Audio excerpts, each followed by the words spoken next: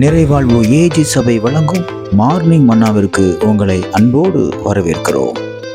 கர்த்தருடைய பரிசுத்த நாமம் மகிமைப்படுவதாக. இந்த நாளிலே உங்களை சந்திப்பதிலே மிகுந்த சந்தோஷம். எனக்கு அன்பான தேவ பிள்ளைகளே, நிறைய உனக்கு செவ்வாய் தோஷம் இருக்குது, உனக்கு சனி தோஷம் இருக்குது, உனக்கு கல்யாணம் ஆகலையா அதுக்கு உனக்கு அந்த தோஷம் இருக்குது, உன் மேல இப்படி இந்த தோஷம் இருக்கலாம், உனக்கு குழந்தை பிறக்கலையா உனக்கு அப்படி தோஷம் இருக்கலாம், இப்படி இருக்கலாம்னு சொல்லி நிறைய காரியங்களை குறிச்சு தோஷம் சொல்லி சில பேர் சொல்லுவாங்க பாவ தோஷம் இருக்குது அப்படிலாம் உங்களை நிறைய பேர் ரிஜெக்ட் பண்ணிருப்பாங்க அல்லது ரொம்ப இழிவா நடத்திருப்பாங்க.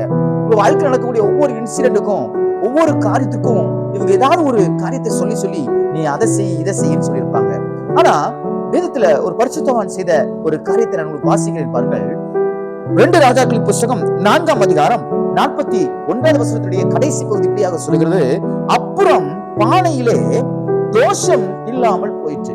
இவங்க சாப்பிடுறதுக்காக ஒரு பானையில கீரைகள் எல்லாம் பறிச்சு போட்டு ரெடி ஆகிட்டு இருக்காங்க, ப்ரிப்பேர் பண்ணிட்டு இருக்காங்க.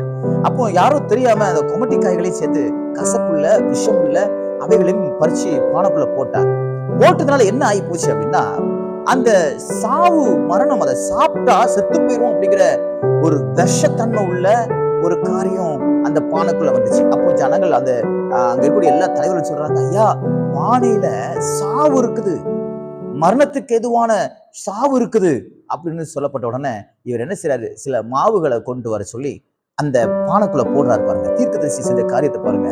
அந்த மாவுகளை போட்ட உடனே அந்த பானையில இருந்த தோஷம், மரணத்துக்கு எதுவான தோஷம், வியாதிக்கு எதுவான தோஷம், பிரச்சனைக்குரிய தோஷம் எல்லாம் நீங்க போயிட்டான்.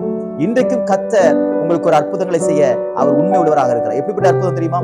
உங்களுக்கு இருக்கக்கூடிய எல்லா தோஷங்களிலிருந்தும் தேவன் மாற்றி கொடுக்க அவர் உண்மை உள்ளவராக விசுவாசிக்கிறீங்களா? தேவனால கூடும். அது ஒருவேளை பாவ தோஷத்துக்காக ஆண்டவர் அவன் உங்களுக்காக சிலுவையில அவர் தம்முடைய ஜீவனை கொடுத்து பாவ தோஷத்தை உங்களை விட்டு நீக்கிருக்கிறார்.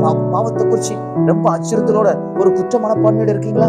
அதை அறிக்கை செய்து விட்டு விடுங்கள். அந்த தோஷம் உங்களை விட்டு போயிடும். பாவ தோஷம், சில விதமான குழந்தை பிறப்பு இல்லாம, சில விதமான சாபங்கள், உங்க வீட்டுல இருக்கக்கூடிய தரித்திரமான நிலைகள், படிப்பே ஏற மாட்டேங்குது, சில விஷயத்துல என்னால கான்சன்ட்ரேஷன் பண்ண முடியல, என்னுடைய குடும்பத்துல பயங்கரமான குழப்பம் இருக்குது, எனக்கும் என் கணவனுக்கும் பயங்கரமான குழப்பம் இருக்குது, வேற யாரும் என் குடும்பத்துக்குள்ள வந்து பிரச்சனை பண்றாங்க, இதை நான் எப்படி கண்ட்ரோல் பண்ண எனக்கு ஒண்ணுமே தெரியல அப்படின்னு ரொம்ப மரணத்துக்கு எதுவான தோஷத்தோட நீங்க காணப்படலாம்.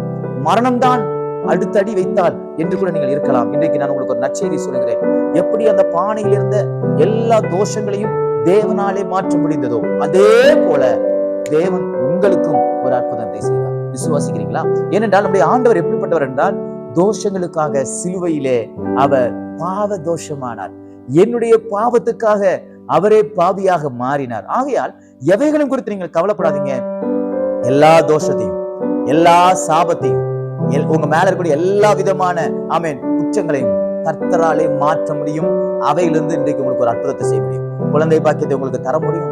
நீங்க நல்லா படிச்சு மேல வருவீங்க, உங்களுக்கு கர்த்தரால உதவி செய்ய முடியும். ஆகையால் நீங்க அதெல்லாம் குறிச்சு யோசிக்காதீங்க, கர்த்தரிடத்துல நீங்க சேருங்கள். கர்த்தர் நிச்சயமா உங்களுக்கு அற்புதங்களை செய்வார். இன்றிலிருந்து உங்க மேல எந்த தோஷமும் கிடையாது. காரணம், எல்லாவற்றையும் இயேசு கிறிஸ்து நீக்கி போட்டு விசுவாசத்தோடு ஜெபம் பண்ணுங்கள். கர்த்தர் உங்களை ஆசீர்வதிப்பாராக. God bless you.